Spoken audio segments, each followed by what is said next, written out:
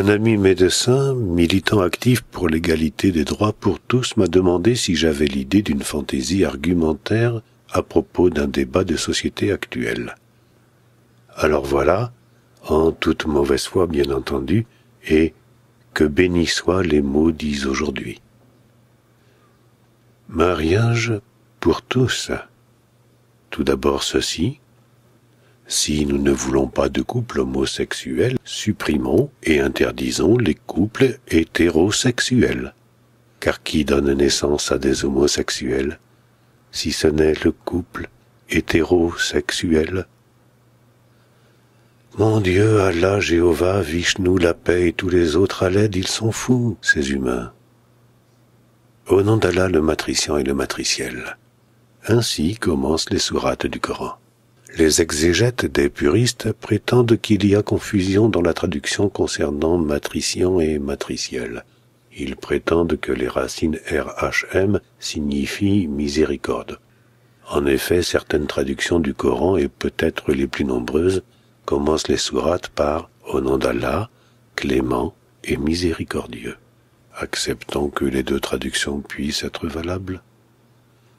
Personnellement, j'aime bien la notion de matriciant et de matriciel. Elle rejoint la notion de Dieu Père-Mère. Dieu est androgyne. Son logos est son sperme, et l'espace infini, sa matrice qu'il féconde de sa sainte pensée pure de toute idée de péché. Nous avons tous, selon Carl Jung, anima et animus en nous, au cœur de notre esprit. Et nous voudrions tous élever un enfant de tout notre cœur, un enfant de cœur en quelque sorte. C'est par l'esprit des parents qu'un enfant est élevé.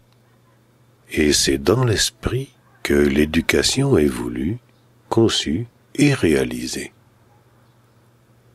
Nous ne sommes pas des corps, les religions ne cessent de nous le rappeler. À la mort physique, les âmes que nous sommes sont invitées à revenir au ciel. Les corps, eux, ne font qu'obéir à l'esprit. Ils se contentent de faire les gestes nécessaires pour qu'une éducation bien pensée soit accomplie dans les faits. Un homme comme une femme est capable de faire la vaisselle et de changer les couches de bébé. C'est bien ce que souhaitent les femmes dans les couples hétérosexuels, non?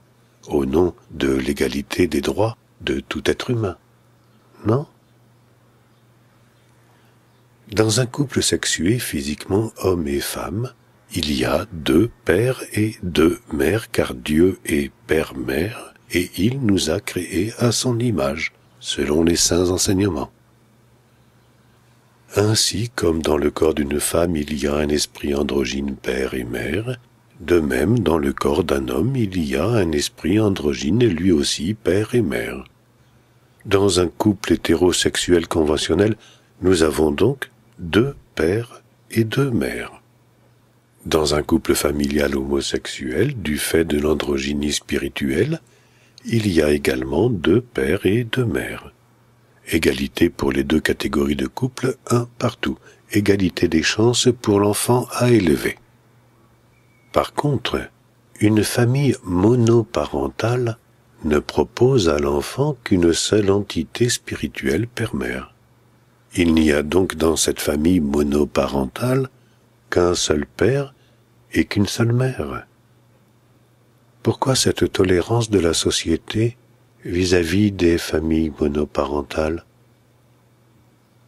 Et pourquoi tout ce tintamarre à propos du mariage pour tous? Dieu, mein Gott, God Michel et tous les autres saints au secours, si nous sommes androgynes dans l'esprit, pourquoi ne sommes-nous pas androgynes dans le corps physique? Si nous n'avions pas pensé que nous étions un esprit séparé, soit masculin dans un corps mâle, soit féminin dans un corps femelle, il n'y aurait pas ce débat aujourd'hui. Et puis, s'il faut absolument avoir un père de chair et une mère de chair pour élever un enfant, alors il faudrait créer une nouvelle loi, car qu'en est-il une fois de plus des familles monoparentales? Oui, bien sûr, en vérité, je vous le dis, du fait de notre androgynie spirituelle, la femme seule porte en elle le père. De même, l'homme seul porte la mère en lui. Mais quand même, en cas de divorce ou de veuvage, la loi devrait imposer à la personne séparée de reprendre un époux ou une épouse dans l'intérêt de l'enfant, pour avoir un père et une mère de chair, enfin 2 pères et 2 mères comme les autres enfants. Où est l'égalité des chances pour l'enfant? Mais il semble bien que dans son inconscient collectif, la société se souvienne de l'androgynie, et que c'est pour cela, peut-être, qu'elle a compassion pour les familles monoparentales, et qu'elle les tolère. Mais si la société porte le souvenir de l'androgynie dans son inconscient collectif, alors nous en revenons toujours à une inégalité des chances, puisque le parent seul n'apporte à l'enfant qu'un seul père et qu'une seule mère, là où, dans les couples, il y en a 2 de chaque pôle spirituel, masculin et féminin. C'est pas clair tout ça. Et comme on dit chez moi, quand c'est pas clair, c'est que c'est pas net. Décidément, au nom d'Allah ou de Dieu, le clément et le miséricordieux, le matriciant et le matriciel, nous devrions la boucler.